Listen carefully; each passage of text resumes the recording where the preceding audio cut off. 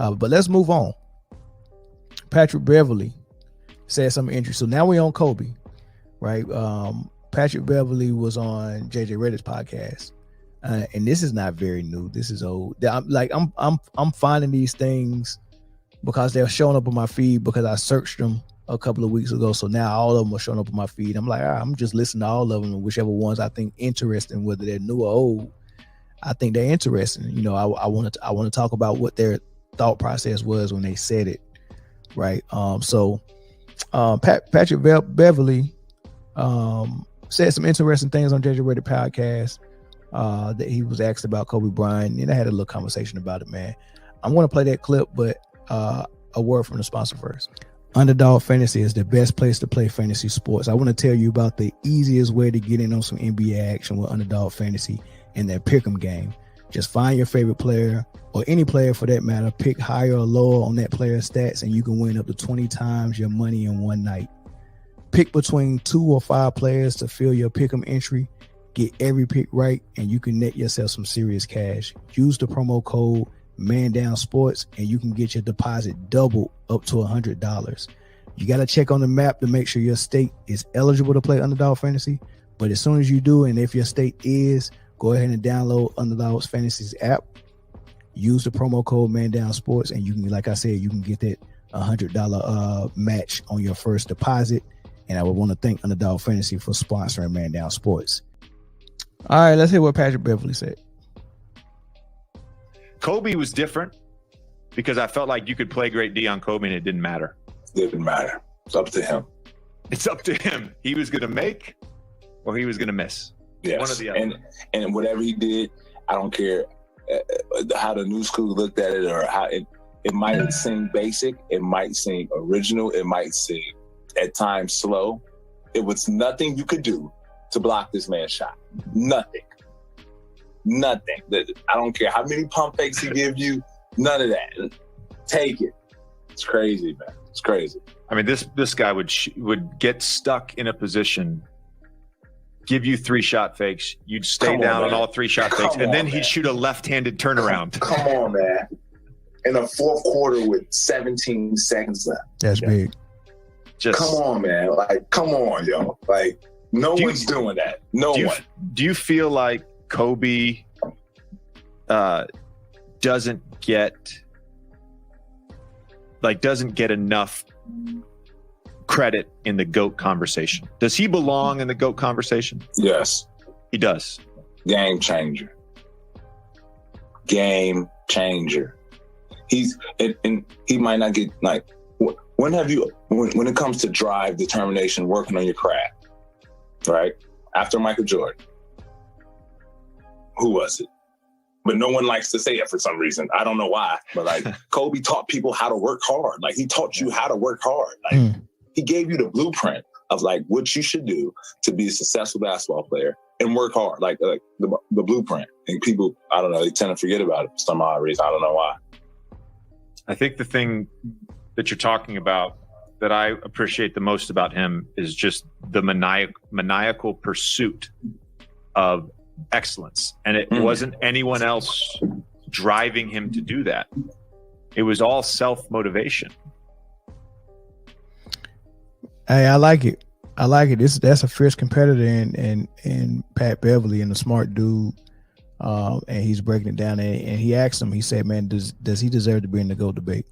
Now that question is very, that question is weird for me because I don't think it's a GOAT debate, right? Because when we say GOAT debate, that means we're saying we're having a conversation in a debate about who the best player or who the greatest of all time is, and I don't think it's without a doubt.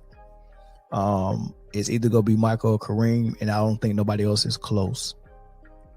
Right now, I think Kobe is third, but I think Mike and Kareem separates themselves. So you can have your pick, based on what you value or anything. But I don't think that there's anyone close. Like seriously, Kareem Abdul-Jabbar won all the championships in high school and lost one game.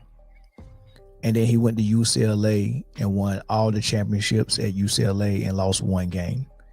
So he went through high school and college and only lost 2 games, and then continued that dominance in the NBA on his way to 6 championships, 6 MVPs, winning with Magic 5 times, winning with Oscar 1 time in Milwaukee, getting the all-time scoring lead until LeBron broke it last year. I think he's top 3 in rebounds. He might be top 5 in blocks. I mean, it's just ridiculous, the body of work that Kareem did from high school all the way up, right? So, I mean, just that resume itself is just jam-packed. And the only people who can even compete with that resume is Wilt or Michael Jordan.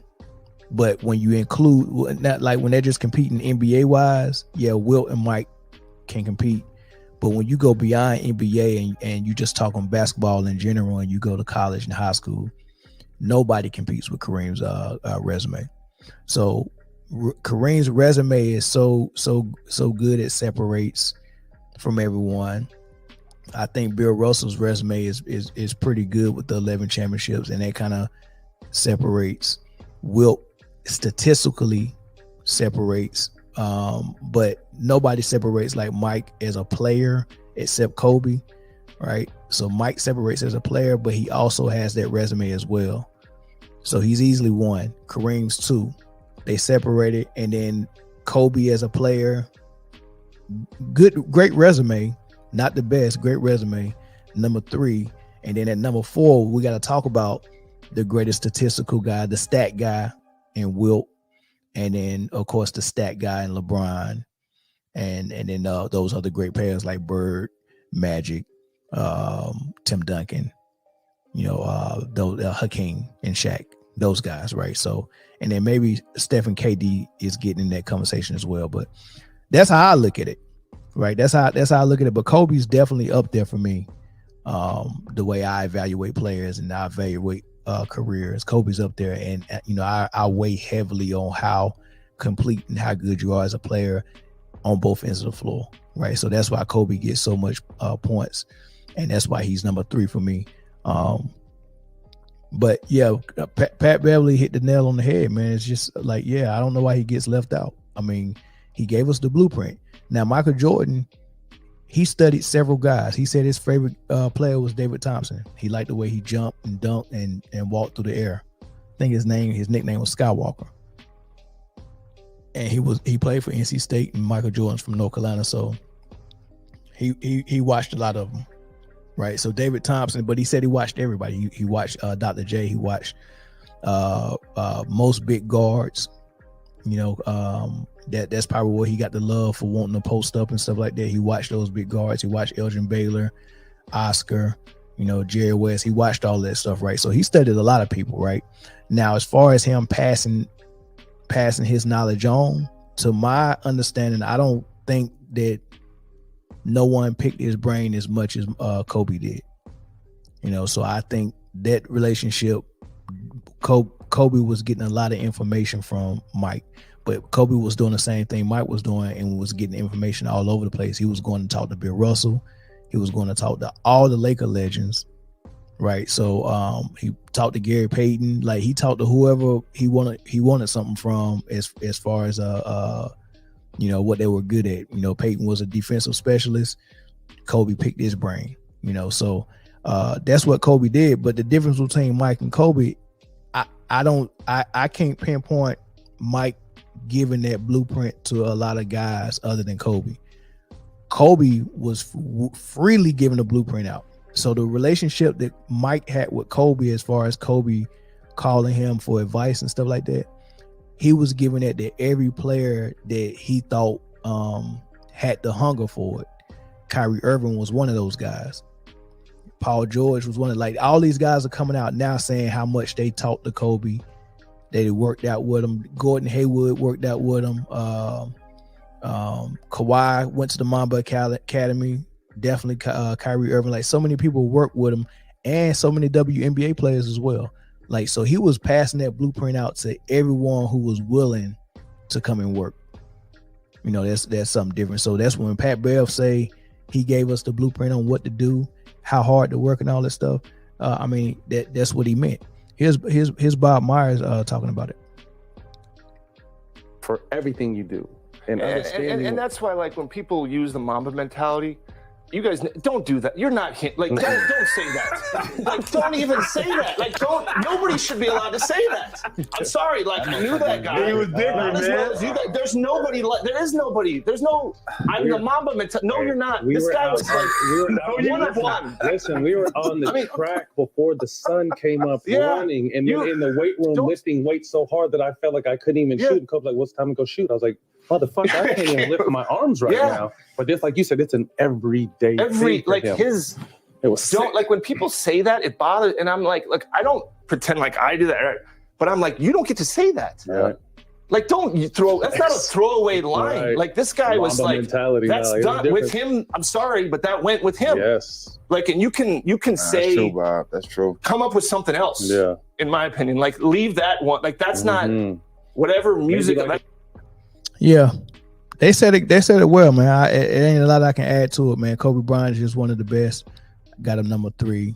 I mean, he's a carbon copy of Mike, right? You know, he just don't have the resume that Mike has, but dude was an unbelievable talent, man. He's a very good basketball player, man. Just unreal, technically skilled, sound, and hard working, and killer instinct, guts. You know, all of this stuff, man. Dude was